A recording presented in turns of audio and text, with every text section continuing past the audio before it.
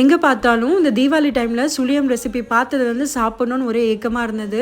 அதனால் கொஞ்சமாக கடலைப்பருப்பு வந்து ஊற போட்டிருந்தேன். அது வேகிறதுக்காக குக்கரில் போட்டுட்டு மதியானம் கழுவி வச்சுருந்த பாத்திரம்லாம் எடுத்து வச்சுட்ருந்தேன். பூர்ணம் பார்த்திங்கன்னா நல்லாவே வந்திருந்தது. திருவண்ண தேங்காய், பருப்பு, வெல்லம், ஏலக்காய், நெய் எல்லாம் போட்டு நல்லாவே வந்திருந்தது. அதை ஆறுறதுக்காக எடுத்து வச்சுட்டு அதுக்கப்புறம் அந்த டைமில் ஃப்ளாக்ஸீட் ஜெல் செஞ்சுக்கலாம் அப்படின்னு சொல்லிட்டு 1 கப் தண்ணிக்கு 1/4 கப் வந்து ஃப்ளாக்ஸீட் போட்டு மீடியம் ஃப்ளேம்லேயே கொதிக்க வச்சோன்னா ஃப்ளாக்ஸீட் ஜெல் வந்து ரெடி ஆகிடும். ஸ்கின் ஸ்மூத்னஸ்க்கு, முடி வந்து ஹேர் சாஃப்ட்னஸ்க்கு வந்து இது ரொம்பவே யூஸ்ஃபுல்லாக இருக்கும்.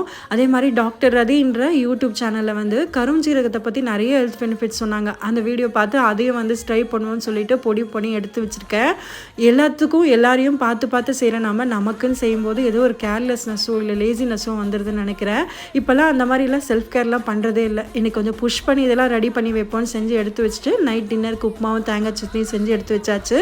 தேங்க்ஸ் ஃபார் வாட்சிங். இந்த வீடியோ பிடிச்சிருந்தா லைக் கொடுங்க.